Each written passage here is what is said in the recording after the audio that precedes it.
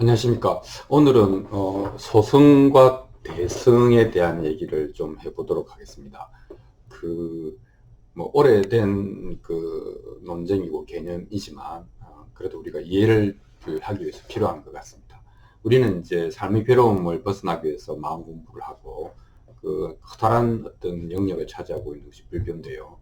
그래서 이제 마음의 괴로움을 벗어나기 위해서 불교로 들어오면 사람 좀 당황스러울 수가 있습니다. 왜냐하면 그 불교에 들어오면 오히려 넓은 이 불교라고 하는 바다에 빠져서 번뇌의 바다에 빠지게 될 수도 있습니다.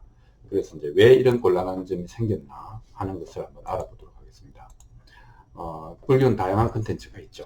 84,000 법문이 있고 여러 가지 종파가 있어서 또 그리고 이 역사적으로 또 지리적으로 굉장히 다양한 이제 불교가 있습니다. 그래서 뭐가 불교냐라고 하는 것이 어떻게 보면은 초보자에게는 일목요연하게 정리가 통일이 되어 있지가 않습니다. 거기다가 심지어는 이제 조금 이제 알고 보면 굉장히 상반된 접근을 하고 있는 경우가 있고 뚜렷하게 두 개로 갈라져 있습니다.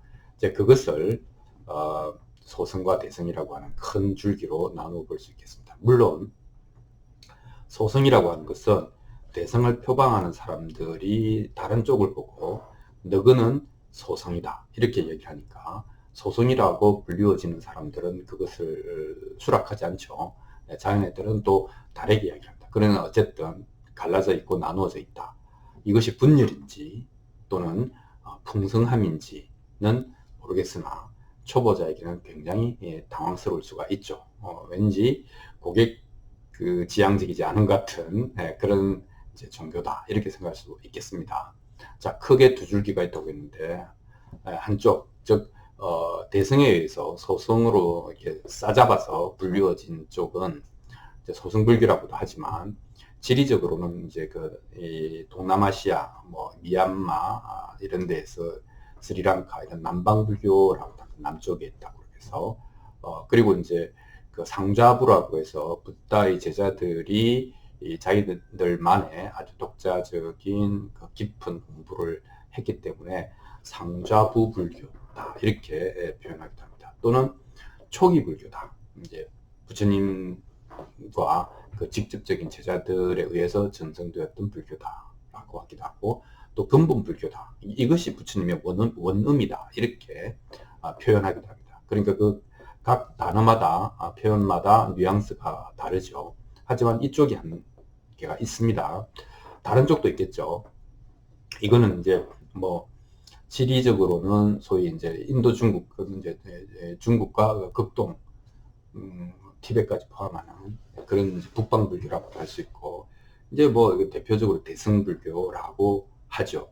대승불교는 이제 크게 보면 이제 그 중관 사상이라고 해서 공이라고 하는 것을 강조했던 중관 불교가 있고 의식만이 순수한 실제다라고 얘기했던 유식 사상이 있고 그다음에 또 완전히 다르게 가서 신앙 중심으로 접근했던 정토, 죽어서 정토에 이른다 하는 정토 사상이 있고 이것들의 그 제일 마지막에 그리고 가장 오랫동안 살아남고 있는 게 이제 선불교라고 해서 우리가 잘 아는 이제 그 동북아시아의 불교 조계종의 불교로 이야기를 할 수가 있겠습니다. 그래서 거기 보면 이제 소승과 대성, 소승은 좀 그러니까 그냥 상자부 불교, 또 이쪽에서는 선불교 이렇게 이야기를 할 수가 있겠습니다. 이것들이 어떻게 다르고 다른 정도가 아니고 서로 이제 반대되고 상반되기 때문에 우리가 이제 그 초보 입문자들은 당혹스러움을 느낄 수가 있는데 그 내용을 한번 대비해서 보도록 하겠습니다. 우리는 마음 공부, 그러니까 공부 자체가 뭔가 열심히 하는 거잖아요. 그래서 이 상자부 불교 쪽에서는 수행한다, 수도한다라고 했는데 이 닦는다라고 하는 것을 강조합니다. 그 닦는다라고 하는 것은 이게 단계가 있다는 뜻이고 차근차근 해서 최후의 완전함에 이른다 이런 이제 뉘앙스를 가지고 있지 않습니까? 그런데 이쪽에서는 대성이나 선불교 쪽에서는 수행을 강조하지 않고 따끔을 강조하지 않고 깨달음을 강조합니다. 그리고 이 깨달음은 점진적으로 일어나는 것이 아니고 순간에 단박에 일어나는 일이다. 도노라고 얘기합니다. 이쪽에서도 깨달음 이후에는 거기에 익숙해지는 과정으로서의 점호를 이야기를 하지만 공부를 해서 단계적으로 올라가서 최후의 깨달음이 이른다라고 하는 개념을 수용하지를 않습니다. 그러니까 벌써 여기서 어찌란 말이냐, 대단히 당황스러운 상황이 되는 거죠. 두 번째는 이 초기 불교에서는 유학, 처음에는 배워야 될 게 있다. 사성제, 팔정도, 12연기, 배워야 될 게 많다. 37조도품, 그죠? 배워야 될 게 많다. 그리고 그걸 하나하나 개정해를 닦아 나가야 한다. 그리고 그것의 그 끝에 가서 더 이상 할 일이 없는, 배울 일이 없는 무학으로 간다. 이렇게 표현을 합니다. 그러니까 그 무학의 어느 지점에 이르기 전까지의 99.999%는 유학, 부지런히 갈고 닦아야 되는 것이죠. 그 반면에 대성이나 선불교에서는 그게 아니고, 닦아서 깨달는 게 아니고, 부처되는 공부를 하는 게 아니고, 원래 부처라고 하는 것, 본래 깨달아 있다라고 하는 것을 믿으라. 거기서부터 출발해라. 이렇게 된 것이죠. 그러니까 산으로 치면, 초기 불교는 밑에서부터 이렇게 한 걸음씩 밟아서 올라간다고 보면, 이 대승불교 쪽에서는 아예 정상에서 바라본 모습을 가지고, 그것을 기억해라, 깨달아라, 이렇게 표현을 하는 겁니다. 완전히 접근이 다릅니다. 대성에서 이제 그 대성기실론이라고 하는 논서가 있는데, 이 대성이라고 하는 것은 기신론이잖아요. 대성에 대한 이 기자라고는 일으킨다는 건데, 믿음을 일으킨다, 이런 뜻입니다. 그러니까 대성은 내가 본래 깨달아 있다, 본래 완전하다 라고 하는 것을 믿지 않고서는 성립이 안 되는 종교다, 이렇게 이야기를 가르칩니다. 이렇게 이야기를 할 수가 있겠습니다. 이것도 완전히 다르잖아요. 여기는 그 무명에 가려워진, 업장이 가려워진 우리가 개성해를 닦아서 최고로 자유를 얻는 것이다, 이렇게 이야기하지만, 이쪽은 원래 자유다, 우리가 모르고 있을 뿐이다 라고 이야기를 하는 것이죠. 그러니까 정말로 많이 다른 얘기를 하고 있어서, 정반대 얘기를 하고 있어서 우리를 혼란에 빠뜨립니다. 친절한 종교는 아닙니다. 그 다음에 이제 이 초기 불교에서는 무엇보다도 부처님은 괴로움과 괴로움의 소멸에 대해서 이야기를 했거든요. 그 이외에 다른 이야기, 우주가 영원하냐, 죽으면 어떻게 되느냐, 깨달으면 어떻게 되냐, 이런 거는 다 쓸데없는 시스무리한 잡스러운 얘기다. 자유와 평화에 도움되지 않는다, 이렇게 표현을 했거든요. 그 희론이라고 했죠. 그래서 괴로움의 소멸이라고 하는 것, 이고등락, 그러니까 괴로움을 떠나서, 이때 즐거움은 이렇게 파티하는 즐거움, 이렇게 감각적 즐거움이 아니라 괴로움이 없는 상태를 이제 추구한다 하는 게 이제 초기 불교의 핵심입니다. 근데 이쪽은요, 그 깨달음을 통해서 완전한 어떤 자유를 얻는 것, 마음에 걸림이 없는 정신적인 내면적인 자유를 얻는 것, 이것이 목적이다, 이렇게 얘기를 하는 것이죠. 그래서 조금 뉘앙스가 또 다릅니다. 자, 그러면 그러기 위해서 뭘 해야 되느냐, 이쪽에서는 오염원이 있다. 오염원이 있다. 그러니까 근본적인 오염원은 우리가 어떤 사물을 바라볼 때 우리의 왜곡된 편견이지만, 그런 편견이라고 하는 것이 우리에게 탐욕과 그 다음에 그 분노와 어리석음을 낳는데, 이것이 서로 막 돌아가면서 집착, 이 탐진치라고 하는 그것이 또 편향을 낳고 왜곡을 낳고, 그 왜곡이 또 더 큰 탐진치를 낳고, 이렇게 해서 영원히 굴러가고 있기 때문에 이 부분을 제거해야 된다. 어떻게 제거하느냐? 개정해 삼학을 닦아야 된다. 이렇게 설명하고 있지 않습니까? 그런데 이제 대승불교나 선불교에서는 이런 어떤 그 여러 가지 그 논리와 단계를 인정하지 않습니다. 그냥 대단히 심플합니다. 다 꿈이야. 꿈을 깨면 되는 거야. 그래서 깨닫는다라고 하는 것이 꿈을 깬다는 뜻 아니냐, 이렇게 이제 정확하게 이야기를 합니다. 닦아서 완성하는 게 아니고 깨달음을 지어내는 것이 아니고 꿈을 깨는 거다. 단순하다. 그래서 수행을 어떻게 표현하는가 하면, 수행한다라고 하는 것은 비유를 하자면 꿈을 꾸면서, 아니 잠을 자면서 이 꿈에서 깨는 꿈을 꾸는 거다. 이런 표현을 씁니다. 그래서 이 나의 탐진치를 뭔가 다스리고 그렇게 해서 이 가장 아름다운 예쁜 평정된 모습으로 만들어가는 이런 거 아니다 라고 이야기를 합니다. 그렇게 또 다르죠. 뭘 택하란 말인가. 자, 그래서 이제 불교의 초기 불교의 기본적인, 그러니까 이제 아트만이라고 하는 그 전통적인 인도 사상을 뒤집고 무아라고 했지 않습니까? 아나트만. 그러니까 아트만은 없다. 영원한 영혼, 실체, 본체 이런 것은 없다. 윤회를 세세생생 거듭하면서 일어나는 영원한 영혼 이런 건 없다. 라고 이제 무아를 이야기를 했지 않습니까? 이제 대성이나 선에 오면은 그 나만 없는 게 아니고 세상도 없다. 그러니까 아공뿐만 아니라 법공. 그래서 모든 것은 공하다 이렇게 표현을 하는 것이죠. 그리고 그렇기 때문에 모든 것이 존재할 수 있다. 현상으로 존재할 수 있다. 그러면 그것을 이제 공이라고도 하지만 뭐 진여라고도 하고 불성이라고도 하고 또 뭐 자성, 본성, 참나, 진화 이렇게 되면 힌두교에서 말하는 그 아트만하고 또 비슷한 느낌, 비슷한 거 아니야? 이렇게 이야기를 하는 것이죠. 근데 이 불교에서는 전혀 아닙니다. 전혀 아니고 아트만 아닙니다라고 굉장히 열심히 이야기하지만 초보자나 잘 모르는 사람이 들을 때는 그게 그 소리 같거든요.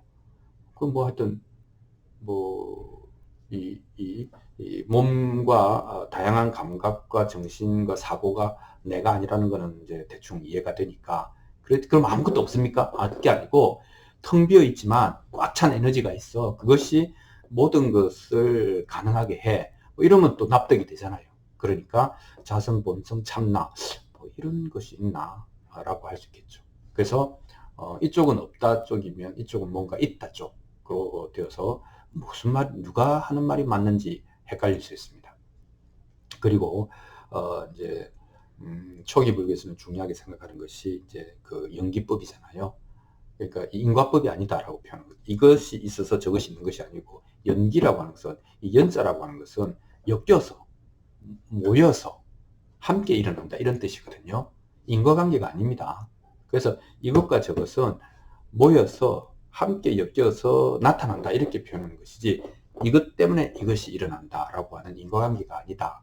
그렇게 세상을 삼라만상을 설명하지 않았다 이렇게 되는 겁니다. 그리고 그렇기 때문에 이것과 저것이 서로 엮여서 우리에게 드러나는 것이기 때문에 그 속성을 살펴보면 그것은 무상하더라. 어떤 현상이든지.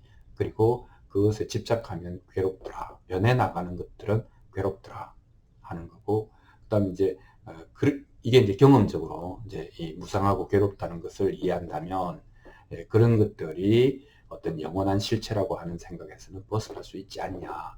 실체가 있다고 하기는 어렵다라고 하는 것이 무아가 되겠습니다. 그래서 이 연기라고 하는 것이 인도 철학에서 일어났던 모든 단어들을 다 뒤집고 인과법 대신에 연기법을 이제 재창을 하게 된 것이죠. 왜냐하면 그때 당시에 이제 인도 철학은 인과를 인정하거나 인과를 부정하거나 그것밖에 없었거든요. 근데 아니야, 그럼 인과라는 말 자체가 틀렸어. 연기라는 말을 써야 돼 라고 새로운 말을 제시를 한 것이죠. 이게 초기 불교의 혁명적인 부분입니다. 그리고 천년 후에 대성이나 선불교에서는 이 무상하고 괴롭고 무아인 이런 어떤 사물의 속성을 하나로 모아서 공이다 이렇게 텅 비어 있다 이렇게 표현을 한 겁니다. 근데 이제 이게 단순히 비어 있어서 아무것도 없다는 의미가 아니고 어떻게 보면 지금 진공 상태처럼 뭐 암흑 에너지처럼 이게 뭔가 이게 진공이라고 하는 것은 완공이나 그런 공이 아니고 아무것도 없다는 공이 아니고 묘하게 있다. 모든 것이 그것 때문에 가능한 근원이다. 뭐 이렇게 되어서 이게 또 힌두교적인 브라만과 좀 헷갈리는 측면이 있는 거죠. 그리고 현상이라고 하는 것은 이 공의 공이라고 하는 본성을 그대로 가지고 있다. 그래서 이제 이 본성이 따로 있고 현상이 따로 있는 것이 아니고 이 현상 자체가 공의 본성을 품고 있다, 갖고 있다, 뭐 이렇게 표현을 합니다. 하지만 또 잘 모르는 사람이 들을 때는 뭐 잘 아는 사람이 들어도 마찬가지입니다. 어쨌든 공이 단순히 비어있다는 뜻은 아니구나. 모든 것의 근원일 수도 있겠구나. 또는 모든 현상의 본질적인 속성일 수도 있겠구나. 라는 생각을 하게 합니다. 그리고 이제, 이제 그 아까 이야기한 것처럼, 나도 공하고 없고, 그 다음에 세상과 또 우리가 갖고 있는 여러 가지 개념과 이론들도 공하고, 다 그렇게 공한데, 오직 하나 공하지 않은 것, 허망하지 않은 것은 순수한 의식이다. 이 순수한 의식도 이 모든 것의 근원이 되고, 뭐가 있다는 거잖아요. 그러니까 이쪽은 어쨌든, 이게 결국 뭐가 있다라는 생각이 이제 형식적으로 되는 겁니다. 이쪽은 그토록 이제 인도 전체의 철학과 대결하면서 무하다, 본체가 없다, 나라고 할 게 없다, 이걸 없다라고 하면서 강조했는데 이쪽은 그런 건 없는데 진짜가 있어, 이렇게 이야기를 한 것이죠. 그러니까 이쪽은 없다는 것을 정독해야 되는 것이고 증명해야 되는 것이고, 이쪽은 깨닫는다고 하는 것은 공한 본성을 깨닫는 것이니까 사실은 깨달음의 목적지도 좀 다를 수도 있는 거죠. 엄청나게 헷갈리는 정도가 아니고 정반대쪽이니까 어디로 가야 될지 모르는 거죠. 자, 비유를 하자면 이 초기 불교는 계단을 하나씩 올라가서 꼭대기로 가는 거고, 이 대성불교, 선불교는 그냥 엘리베이터 타고 꼭대기 누르면 쫙 가서 바로 꼭대기야, 뭐 이렇게 계단 올라갈 거 없어, 이렇게 이야기를 하는 것이죠.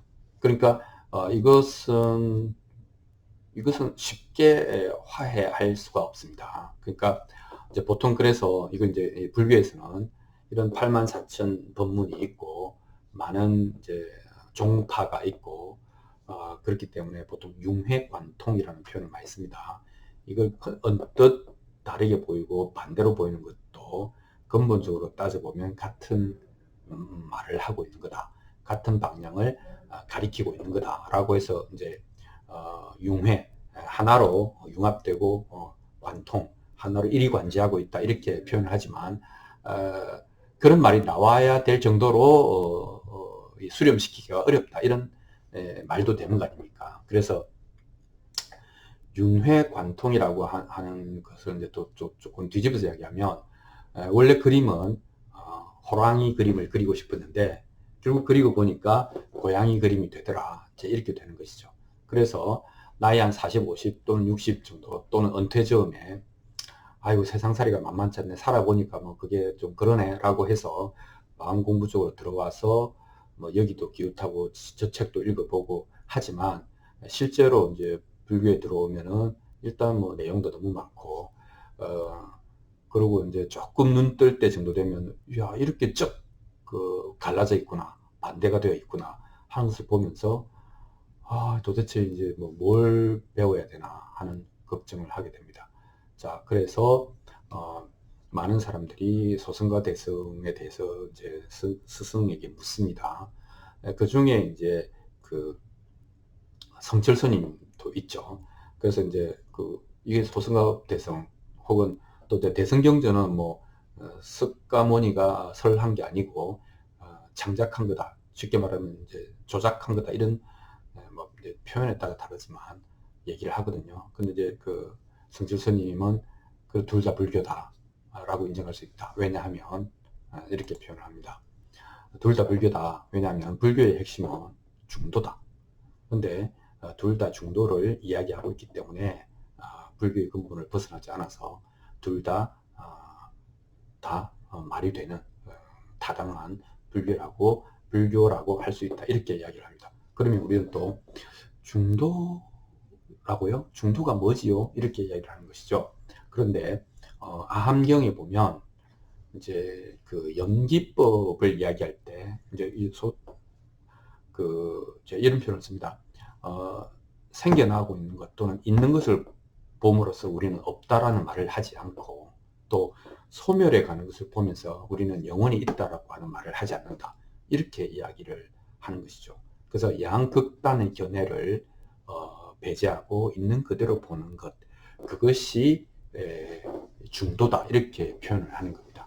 그런데 그게 이제 아함경에 나와 있는 연기법의 표현이거든요. 그러니까 이것이 있으면 저것이 있고 저것이 없으면 이것이 없고 뭐 이렇게 되어 있습니다. 12연기는 그것의 이제 아주 구체적인 모습 중에 하나죠.